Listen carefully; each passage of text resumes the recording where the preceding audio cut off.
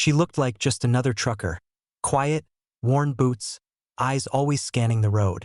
But when the ambush hit and bullets started flying, she didn't flinch. Who is Mack Stone? And what kind of war did she bring with her? The wind cut through the cracked asphalt like a blade, whistling between forgotten gas stations and rusted billboards. Out on Route 17, where the map turned pale and the lights of civilization faded, there was only one constant: the low hum of diesel engines in the dark. Mackenzie Stone drove with the ease of someone who didn't need to look twice. Her rig, a deep blue Kenworth T680 with no stickers, no names, no bumper quotes, rolled through the night like a shadow. Her eyes, the pale gray of storm clouds, stayed fixed on the horizon, but her mind was always behind her, listening. Mack was known at truck stops across the Southwest by a dozen different names: Mack, Ghost, Stone. She kept to herself, paid in cash, and stayed only long enough to fuel up or grab black coffee and a can of beans. Most thought she was ex-military. Fewer dared to ask. She never confirmed it. At the Thunderbird truck stop just outside El Paso, she parked at the edge of the lot, half in shadow, between two broken light poles. The place smelled of overcooked bacon and overused stories. Inside, the air was thick with chatter, most of it loud, crude, and fueled by too much caffeine. The voices hushed slightly when Mack walked in. Not because they recognized her, but because she didn't belong. A woman in her late 30s, lean and tall, with her hair tied back under a faded ball cap, wearing a green flannel jacket and worn jeans tucked into scuffed boots. No makeup, no smile. A scar curved below her jaw like punctuation to a story no one was allowed to read. She slid into a booth, ordered coffee, and listened. "Second one this week," someone said at the counter. "Whole trailer burned to the axles," another added. "Gone. Like it was never there. Cops won't do nothin'. Say it's bandits. Cartels maybe, but they ain't talkin' nothin'. Just torchin' stuff and vanishin'. Crazy thing is, one of the drivers had a GoPro. Footage was corrupted. Just static after a loud pop. Spooked the hell out of dispatch." Mack stirred her coffee. Her fingers tapped a silent rhythm on the mug. She knew the signs. This wasn't simple robbery. This was surgical, coordinated. Disruption without profit meant something else, something darker. That's when she heard a familiar name. "Saw Gordon here last week. Told me he was haulin' a high-value load across Sector 9.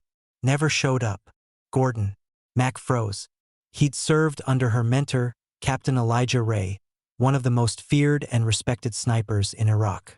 The man who'd taught her to shoot between heartbeats.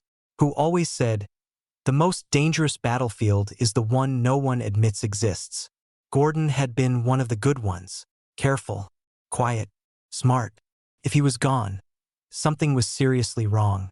Later that night, as she refueled her rig, a man approached her from the shadows behind the pumps.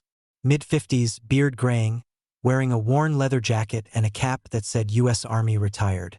He moved slow, deliberate. "Stone," he said quietly. She didn't turn. "Depends who's asking. Name's Hoyt Watson. I run dispatch for the Southwest branch of the Independent Transport Association. I used to serve with Ray." That got her attention. She turned and looked him in the eye. "I was with him when he got hit in Fallujah," Hoyt continued. "He talked about you. Said you had the gift. Said you could vanish in plain sight." Mack said nothing, just watched. "We've lost 6 trucks in 3 weeks. Not stolen. Burned. Drivers missing.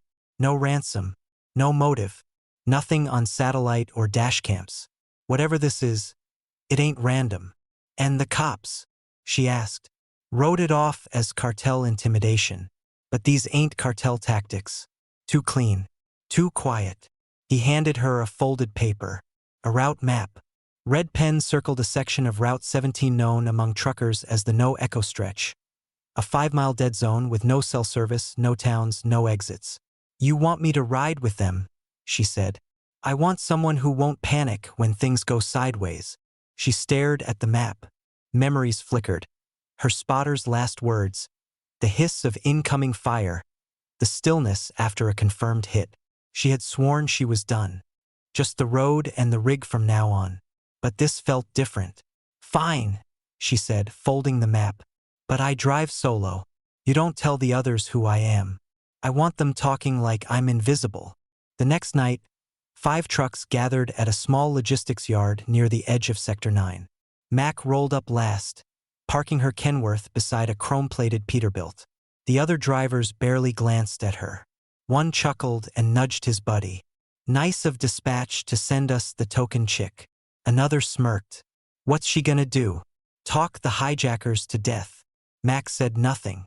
She just checked her tires, her mirrors, and her scope mount, disguised beneath the dash in a false compartment.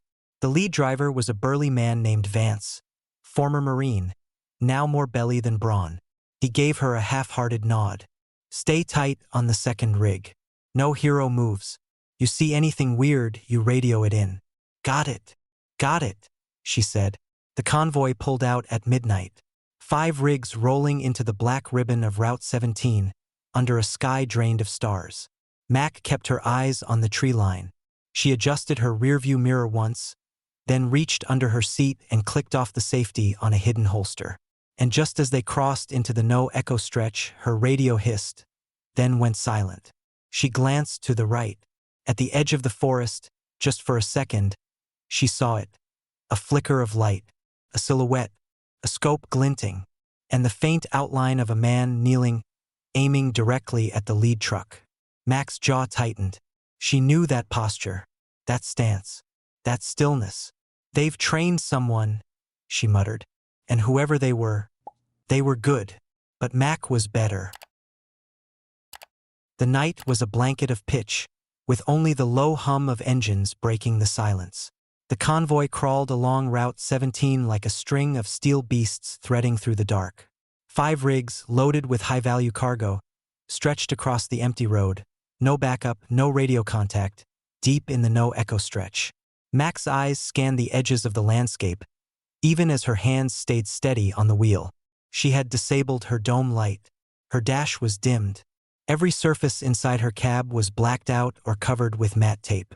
Her truck glided like a ghost behind the lead truck, her senses sharp, tuned not to the road, but to the quiet.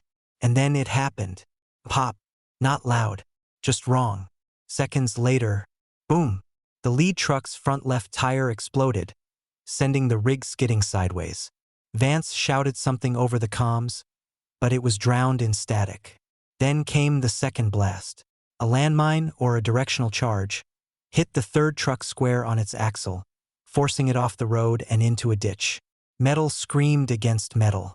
Sparks lit up the treetops. Mack braked hard, pulled into the shoulder, and grabbed the rifle from its hidden compartment. And then, the gunfire started. Short bursts, controlled, suppressing fire, meant to scatter and confuse, but not random. From the elevated cliffside to the right, muzzle flashes blinked like fireflies, sharp and surgical. Someone had studied this convoy's route. They knew the timing, the speed, the gaps between trucks. The other drivers dove for cover. One tried to crawl under his trailer. Another sprinted into the trees. It was chaos. Boots thudding, shouts echoing, bullets ricocheting off fenders. But Mack? She disappeared. She slipped out the driver's side, dropped flat to the ground, and crawled beneath her truck. Her eyes locked onto the high ridge. She counted muzzle flashes, listened to the firing rhythm. 2 main shooters, maybe 3. 1 suppressing, 2 flanking. Close formation. Trained. Not mercs. Ex-military. She moved fast, boots silent, rifle tight to her chest. She dashed across the gravel shoulder and into the thick underbrush along the roadside embankment. Every step calculated, every breath shallow. Her heart didn't race, it slowed. Her training took over.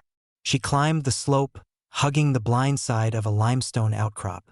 At the top, she spotted the first shooter. Tall, lean, crouched behind a rock, scanning through night vision goggles.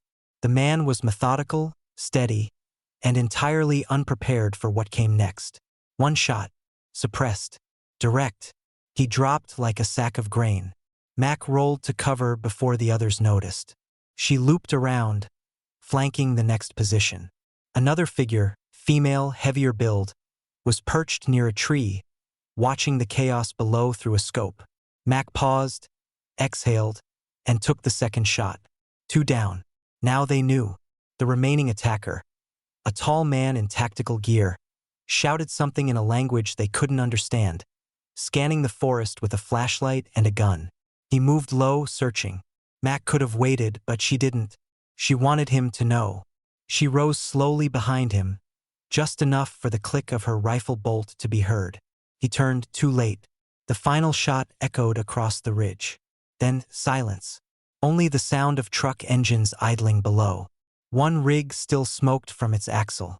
The others remained still. Lights off. Doors ajar. Mack lowered herself down the incline and emerged from the tree line, coated in dirt and blood, rifle slung over her shoulder like a warning. The surviving drivers stood frozen near the wreckage. A few held tire irons or pocket knives, useless now. She walked toward them, calm and deliberate. Grizz, the bearded driver from the 4th rig, stared at her like he was seeing something out of a war story. "No civilian moves like that," he whispered. Another man, breathless, added, "I seen that shot pattern once, in Ramadi, when the wind was so bad only one man could make a hit like that." "Ray," Grizz said, almost reverently. "She moves like Ray." Mack didn't answer. She just checked the lead truck's tires, handed Vance a radio she'd hot-wired for short range, and said, "We've got wounded. We need evac. The rest of us roll now or we get hit again." No one argued. Even Vance, who had mocked her just hours earlier, stepped aside, eyes wide, jaw clenched. Mack got behind the wheel of her truck, her hands still steady. As she shifted into gear and led the convoy back onto the highway, no one dared drive ahead of her. From that moment on, Mack Stone wasn't the lady driver anymore. She was something else entirely. Dawn cracked over the desert like a slow-moving fire, casting gold over the twisted wrecks left behind on Route 17. Mack sat alone on the hood of her rig, sipping black coffee from a metal thermos, staring into the horizon as if she could see past it. The convoy had made it out alive, but barely. 2 trucks were totaled, 3 drivers wounded, and the attackers? Gone before dawn, erased like shadows. But Mack had seen enough. Their movements, formations, the precision of the ambush. It all pointed to one thing. This wasn't some rogue gang. This was trained, tactical, organized, and worse, coordinated across multiple locations. They were working off blueprints. She needed answers, and she couldn't find them alone. The next day, they regrouped at a secluded yard owned by Grizz outside Amarillo, a former scrapyard now converted into a private maintenance depot. No cameras, no paper trail, just rust, tools, and trust. Mack stood before a makeshift group. Grizz, 2 surviving convoy drivers, and a newcomer, Joey Keene, a wiry 24-year-old whose older cousin had vanished during a run 3 weeks prior. His hands trembled slightly as he spoke. "I heard you were looking into the attacks. I think my cousin was taken. No body, no signs. He'd never just disappear like that." Mack looked him over, nervous but not weak. "You ever served?" she asked. "No, but I can learn." "You'd have to. Fast." They started small. Joey trained every morning in the lot, how to hold a radio, how to identify a fake manifest, how to react under fire. Mack drilled him hard but fair. She saw potential not in his strength but in his loyalty. And fear didn't control him. It sharpened him. Meanwhile, Grizz worked the channels, tapping into old CB frequencies, intercepting chatter, reading between the static. It wasn't long before the pieces started falling into place. Someone had altered route dispatches inside the Transport Association's internal system, subtly redirecting high-value shipments toward abandoned facilities, old warehouses, remote depots. Every ambush had occurred within 15 miles of one. 3 known sites so far. But there was a 4th, a factory, shut down a decade earlier after a chemical spill. No shipping records. No activity on public logs. But trucks had been seen coming and going after dark. "Could be our nest?" Mack muttered, scanning a satellite photo Grizz handed her. "If it is," he replied, "we need more than 2 people with rifles and a rookie in a baseball cap." So they made calls. Not to the police or the feds. To people who knew the road.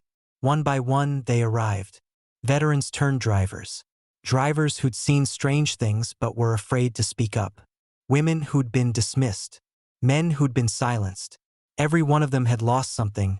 A rig, a friend, a sense of safety. Mack didn't need to sell them anything. She just showed them the map. "This is a war zone," she said. "It doesn't look like one.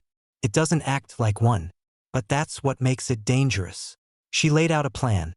They'd track the movement near the suspected factory over the next 5 nights. No one entered. No contact.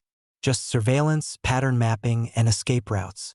"If we're right," she said, "we'll see signs. Repetition. Guard shifts. Hidden cargo." "And if we're wrong?" Joey asked. "Then we wait. We don't charge into shadows without light."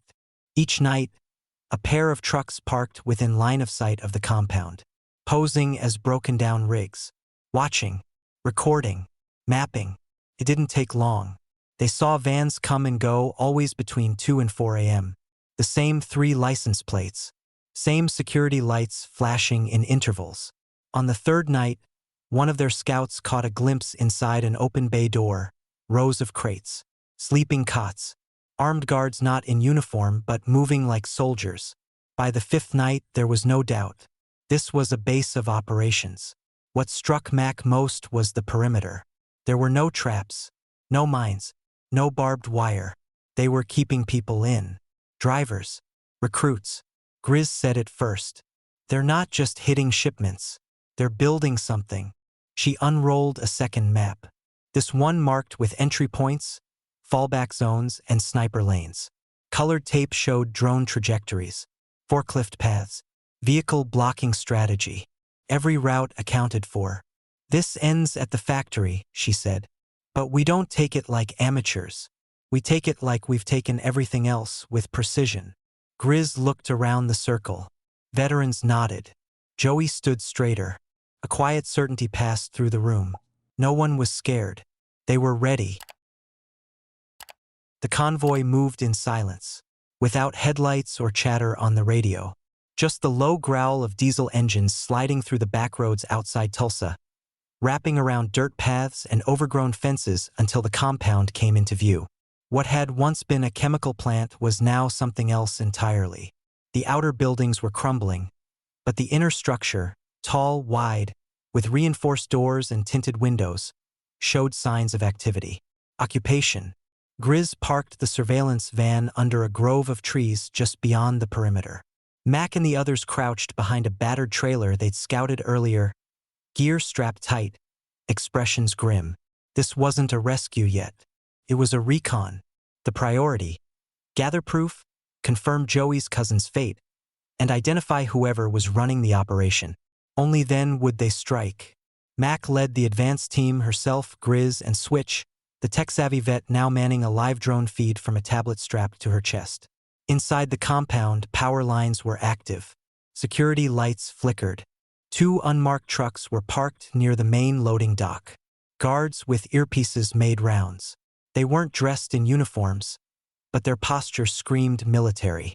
They waited. Midnight came. A van pulled up to the side entrance. A man was dragged out, blindfolded, wrists bound.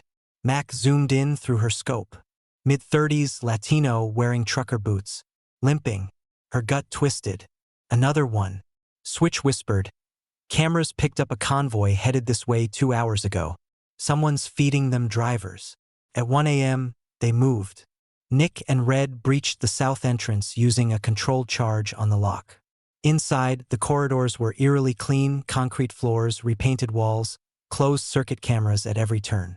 They avoided detection. Grizz led them to a stairwell that opened into a large production floor. Fluorescent lights buzzed overhead. Mack peered through a glass pane set high in the wall, and froze. Cots lined the floor. 10, maybe 12. Drivers sat in silence, some awake, others unconscious. One man paced nervously. Another had bandages wrapped around his head. A whiteboard on the wall read, "Phase 2, adaptation, with columns marked compliance, logistics, and psych eval. Mack's voice cut through the earpieces. We have confirmed detainees. Multiple. This is organized detention. Military-style structure. They recorded everything: video, stills, voices. One driver was reading a laminated document aloud. Transitioning from civilian freight to tactical application. Reintegration protocols begin at Phase 3. Switch's voice cracked in Mack's ear. They're not just holding them. They're retraining them. Mack clenched her jaw. Then we shut it down. Now. They coordinated fast. Red and Joey created a distraction near the loading dock, faking a brake failure and spilling diesel into the lot. When 2 guards ran to investigate, Mack's team swept through the holding corridor and secured the hostages. The drivers were confused but mobile. One, a woman in her 50s with a trucking patch on her jacket, grabbed Mack's arm. Are you the one they keep talking about? The sniper. Mack didn't answer. Can you walk? I can run. They moved through side halls as Red set the charges. In the administrative wing, they stumbled across a small office lined with filing cabinets and hard drives. Switch grabbed everything she could. This is it. Proof of operations. Names. Routes. Funding. Bag it, Mack ordered. This place isn't coming back online. Outside, the alarms triggered. Guards responded fast, but not fast enough. Mack's team had already cleared the perimeter. As the last of the drivers loaded into the getaway van, the charges detonated behind them. Not enough to collapse the building, but enough to destroy the interior structure and render it inoperable. Smoke filled the night sky. No casualties. Every hostage accounted for. 3 days later, in a secure safe house 2 counties over, Mack sat with one of the rescued drivers, DeMarcus Hill, a former Marine turnlong hauler who disappeared 2 weeks earlier. His eyes were bloodshot, but his voice was clear. They kept us awake. Rotating lights. Interrogations disguised as interviews. They told us the world was changing and that drivers would be the new foot soldiers. Not fighters, movers, smugglers, couriers, for whoever paid the most. The operation wasn't run by cartels or rogue militias. It had structure. Some complex funding and reach. The kind of reach that didn't leave fingerprints. From what DeMarcus could piece together, the man in charge was someone called Malloy, though it wasn't likely his real name. The guy was calm, with a military background, but not American. Spoke with precision, and treated the whole thing like a training program, not a kidnapping. He never raised his voice. His presence alone was enough to silence a room. Behind him stood an unseen network. Private contractors, former special forces, logistics brokers who funneled money through shell companies. They weren't interested in drugs or weapons. Their goal was subtler. Control. Control of movement, of supply lines, of people willing or eventually broken to follow orders without question. This wasn't just about disrupting shipments. It was about building a silent army, invisible and untraceable. Grizz leaned against the doorframe. And you believed them? DeMarcus shook his head. I didn't, but I watched some start to. You get kept in silence long enough, you start listening to any voice that speaks. Mack nodded slowly. She'd seen that before. In different uniforms, different deserts. It always started the same way. The files recovered from the compound were damning. Manifests, financial trails, communications between mid-level logistics managers and private security firms. But when Mack tried to take the case to the authorities, she hit a wall. No action, no statements, and no investigation. Off the record, a federal contact gave her the truth. There's money behind this. Real money. Contractors with overseas connections. Unless there's a body in the middle of Times Square, no one's pulling the thread. Mack hung up without a word. The news didn't cover what happened. There were no headlines, no press conferences. But drivers across the Midwest started changing their routes, avoiding certain hubs, asking different questions. Some spoke Mack's name in whispers. Others didn't even believe she existed. That was fine with her, because something was changing. Not from the top down, but from the road up. Just outside a quiet truck stop near the Oklahoma state line, The gravel lot behind the diner had been turned into something new. Traffic cones marked lanes. Old trailers served as training stations, blind spot drills, safety extractions, and mock lockbox breaches. By a rusted fence, Mack watched a group of drivers practice evasive moves with broomsticks and tires. Switch and Joey ran point, coaching, adapting, teaching. Mack stood back, arms folded. The shadow of her truck stretched long behind her in the amber light. Just people who'd seen the darkness and decided to push back. More than building an army, they were building a network. And somewhere on the roads tonight, another convoy was rolling through in silence, a little more ready than the last. Because Mack had been there, and she wasn't done. This story reminds us that strength can hide in silence, and legends often travel unnoticed. If you were in that convoy, would you have trusted Mack, or doubted her like the others? Comment below, and don't forget to like, share, and subscribe to embrace the journey for more untold stories from the road. See you in the next video.